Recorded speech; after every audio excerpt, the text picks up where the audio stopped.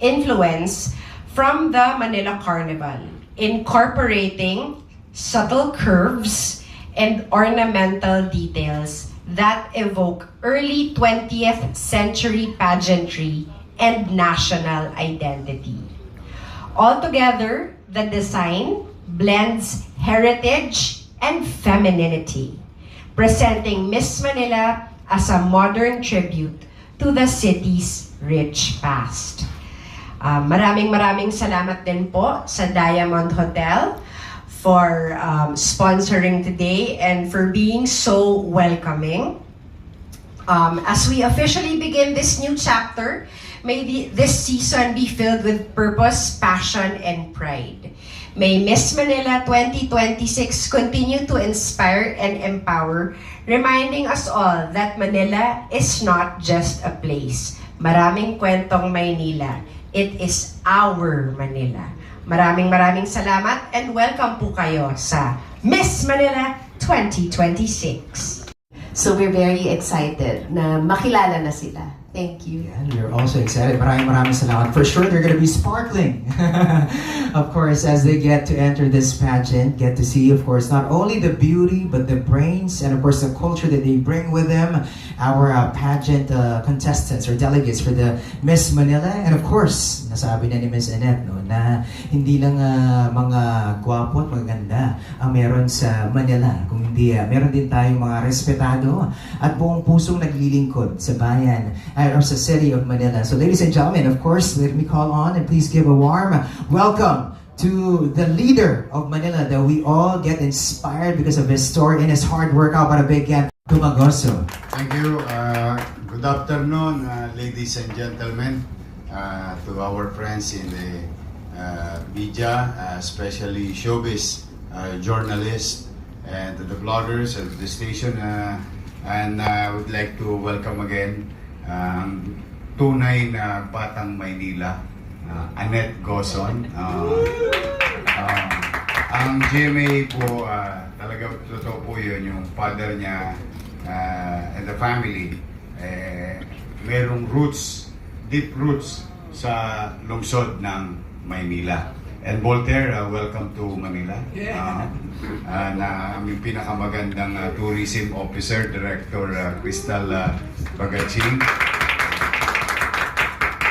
We're very excited as a city to showcase to the world beauty and talent and intelligence of individuals who has a story to tell about Manila and experience Manila.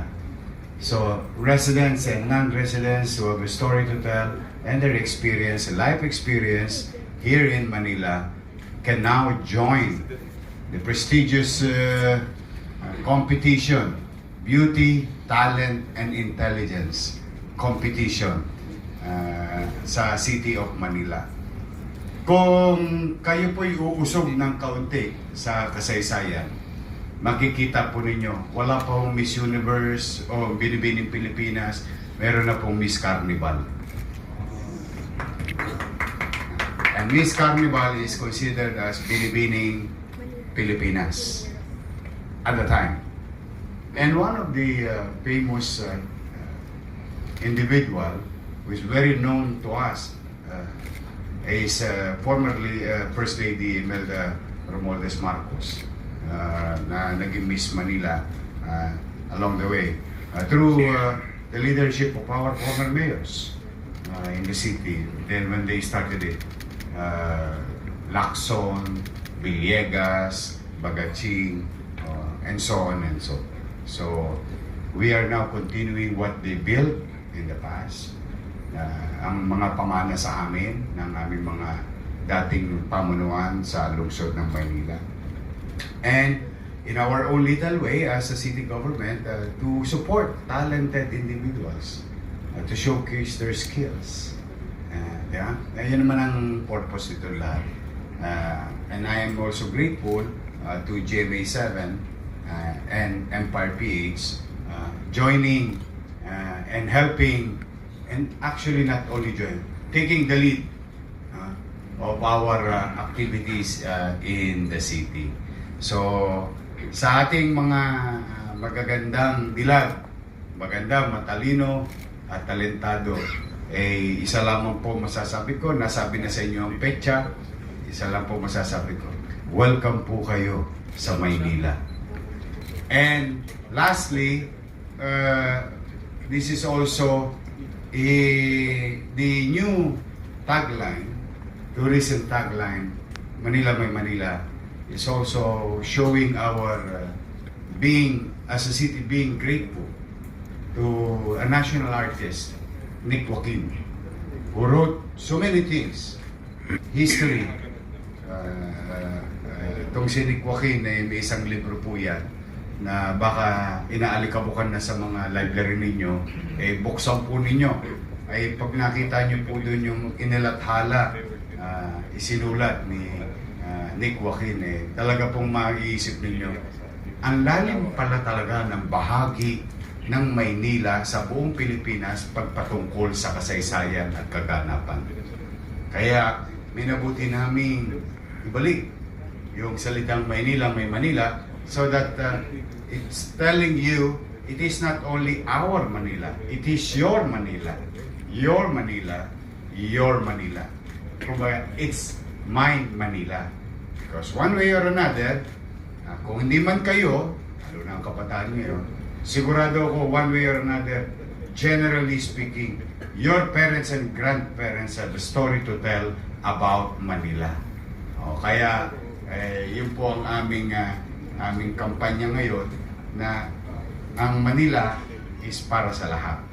Ito ay Kapitolyo ng Bansa, what you call the window of opportunity of our elders in the past.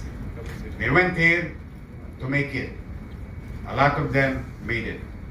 And we want to give also Manila today and tomorrow as an opportunity for anybody, and in this case, somebody who will present to the world. Kasi sabi ng Empire Creates, pag mananalo daw dito, sasali na sa Miss Universe Philippines. Tama ba?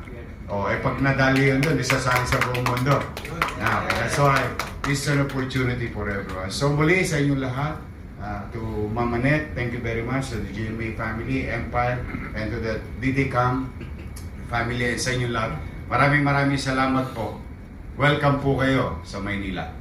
Palakpakan natin. Ating buting Mayor, maraming salamat po. Nakakatuwa at ganda. Alam mo yung mayor natin ay Universe. yung Di ba? Miss Universe, tama. Diretso na sa Miss Universe Philippines. Ibig sabihin, there is a ladder to greatness. Yes. And Miss Manila is the point A.